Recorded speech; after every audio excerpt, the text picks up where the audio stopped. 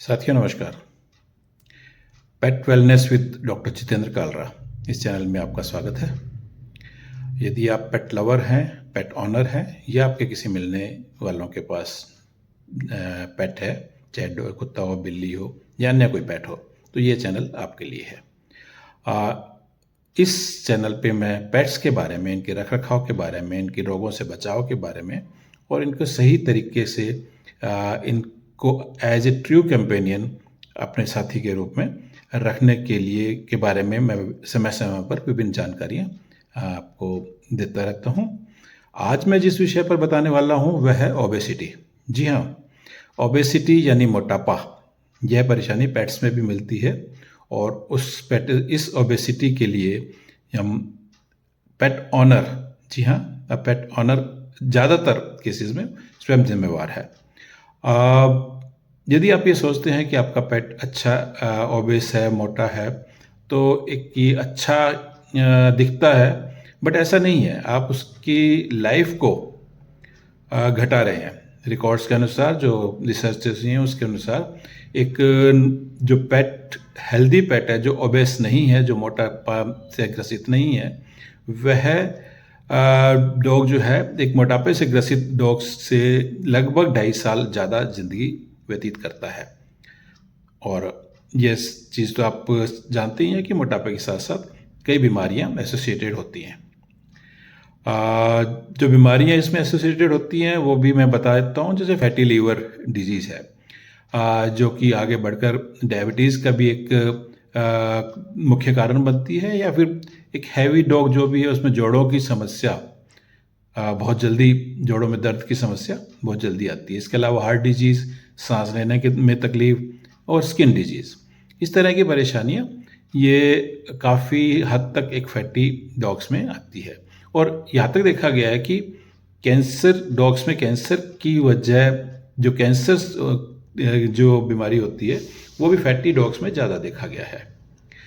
तो अब ये देखा जाए कि ये, इसके अलावा मैं ये आपको बताना चाहूँगा कि कुछ बीमारियां भी ऐसी होती हैं जिसकी वजह से फैटीनेस या ओबेसिटी डॉग्स में आती हैं।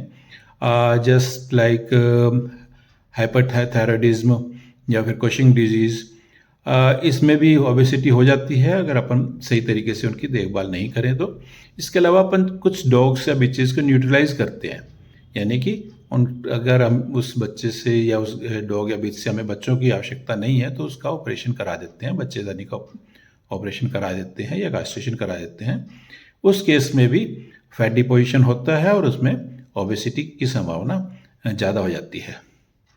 तो अब ये है कि आपको तो अपना डॉग अच्छा लग रहा है, अब कैसे पहचाने कि ये ओबेस है या इसको फैट ओबेसिटी हो चुकी है या ज़रूरत से ज़्यादा मोटा है।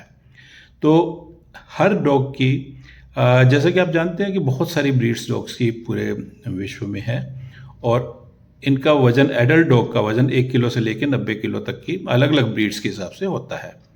तो अगर आप अपने, जो आपके पास ब्रीड है उसकी एवरेज वज़न देखना चाहते हैं तो आपको इंटरनेट पर उसकी जानकारी मिल जाएगी। लेकिन वैसे आप देखने में, जैसे अगर आप पहचानना चाहते हैं कि आपके डॉग में ओबेसिटी है या नहीं है, तो उसके लिए मैं ये बता दूं कि जो उसकी रिब्स की फीलिंग है, जैसे अपन ने देखा तो उसकी जो हाथ लगाने पर उसकी रिब्स फील होनी चाहिए, लेकिन नज़र से वैसे नज़र नहीं आनी चाहिए। वैसे नज़र आ रही है तो इसका मतलब आपका डॉग जो है नॉर्मल वेट से कम है, यानी कमज़ोर है। लेकिन हाथ लगाने पे अगर वो आसानी से फील हो जाती हैं तो वो एक आपका एक हेल्दी डॉग है। लेकिन दबाने पर भी अगर डिप्स आपको थोड़ी मुश्किल से फील होती हैं तो ये एक पहचान है कि उसमें ओबेसिटी है। इसके अलावा एक ओबेस डॉग जो होता है, एक जो मोटा डॉग होता है या हेल्दी, ओवर हेल्दी डॉग होता है, वो जो है वो चलने में सुस्त रहेगा हमेशा, उसको सांस की तकलीफ होगी, थोड़ा सा चलने पे थक जाएगा। इस टाइप के सिम्टम्स, इस टाइप के लक्षण आपको साफ नज़र आएंगे। इसके अलावा उसका पेट भी है, जैसे पेट लटकता हुआ, वो नहीं होना चाहिए। अगर वो लटक रहा है तो आप भी ये मान के चलें कि उसमें ओबेसिटी हो रही है। तो इसके लिए आपको अपने शुरू से ही, अगर आप पेट रखते हैं और जिस दिन से आपने रखा उस दिन से ही आप इसकी डाइट अगर प्रॉपर तरीके से करवा लें, डाइट की जांच, डाइट का एक शेड्यूल पहले से बनवा लें किसी भी अच्छे वेटनेरियन से या किसी अच्छे डॉग ब्रीडर से, तो आपको इस परेशानी से आप उसको बचा सकते हैं। जैसा कि शुरुआत में अपन ये देखते हैं कि अपने को लगभग 6 डाइट्स पर डे देनी होती है, लेकिन 5 से 6 महीने के होते होते उस डाइट को अपन घटाकर 2 या 1 या छोटी ब्रीड्स में 3 डाइट्स फिक्स कर देते हैं। और जो ये 3 डाइट्स देते हैं वो बिल्कुल रेगुलर इंटरवल पे, जैसे एक टाइम फिक्स है तो उसी टाइम पे उनको देनी चाहिए। लो कार्बोहाइड्रेट डाइट, ज़्यादा फाइबर डाइट, ये सब चीज़ें आप वेटनेरियन से, किसी पेट वेटनेरियन से आप इसको या अपना एक शेड्यूल बनवा सकते हैं और आप उसको दिलवा सकते हैं। अगर आपका पेट फैटी हो गया है, उसको ओबेसिटी हो गई है, तो सबसे पहले तो आप उसकी जो बीमारियां जो मैंने जैसे बताई इसमें, उसको रूल आउट करें। किसी भी वेटनेरियन से मिलके उसकी जांच करवा कर उसको रूल आउट करें। और उसके अलावा आप उसकी मेडिकेशंस का भी चेक करें। बाय द वे उनको कुछ फेनोबार्बिटोन आदि की ज़रूरत पड़ रही है और वो रेगुलर दी जाती है, तो वो भी एक कारण हो जाता है, तो उसकी डोज वगैरह भी वो सही तरीके से आपको सेट करवा लीजिए। उसके अलावा आप उसकी एक डाइट शेड्यूल इनिशियली आप वेटनेरियन की सलाह से आप किसी उसको लगभग 25% तक कट कर सकते हैं और एक रेगुलर एक्सरसाइज दे करके नियमित रूप से सुबह शाम उसको दौड़ाना, या जब भी आपके पास समय हो उसको दौड़ाएं और उसकी रेगुलर डाइट प्लान तैयार करवा लें।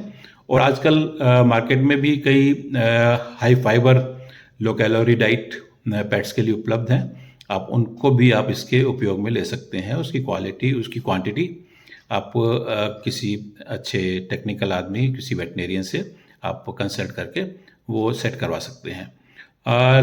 इसके अलावा आप रेगुलर, जैसे आपने सपोज करो आप एक प्लान तैयार कर रहे हैं, एक टारगेट फिक्स किया आपकी, आपने इसका वेट कम करना है, तो आप उसकी रेगुलर वेट की जांच कराते रहें। 1 वीक तो मैं सलाह दूंगा आप स्वयं करें, और 1 मंथ आप किसी वेटनेरियंस के पास जाके इसकी जांच करवाएं।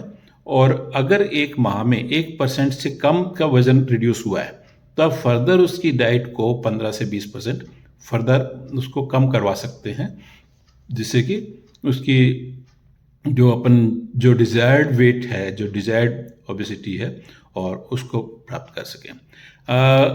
मैं अपने आने वाले प्रोग्राम्स में जो बीमारियां हैं जिनकी वजह से ये होता है उनके बारे में विस्तार से बताऊंगा, और किसी और अन्य जानकारी इस पेट से संबंधित लेकर के उपस्थित होऊंगा। बहुत बहुत धन्यवाद।